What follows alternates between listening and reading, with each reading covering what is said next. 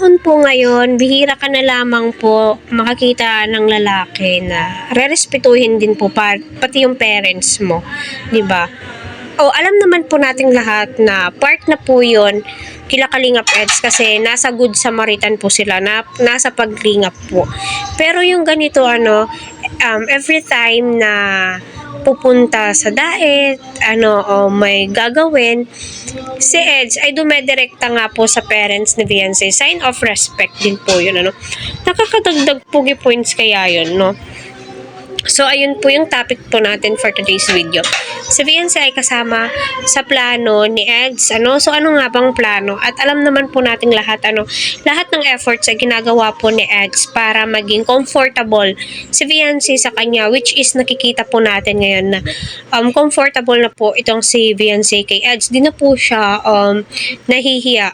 Which is, alam naman po natin, na kahit si Eds, ugali po niya noon is cameraman, mahiyain, isang tanong, isang sagot. Pero ngayon, sabi nga po nila, hustler na. Sino ang hindi maha-hustler?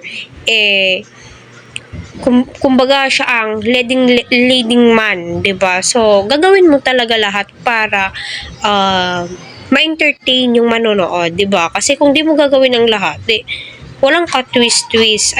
So, ito nga po yung panoorin muna natin. Pinayagan ka nila mama mo? Pinaalam pa ko ni ano yan. Ano? Pinaalam ko. Pinalam ka na, Eds? Grabe, Kanina po. Kanina po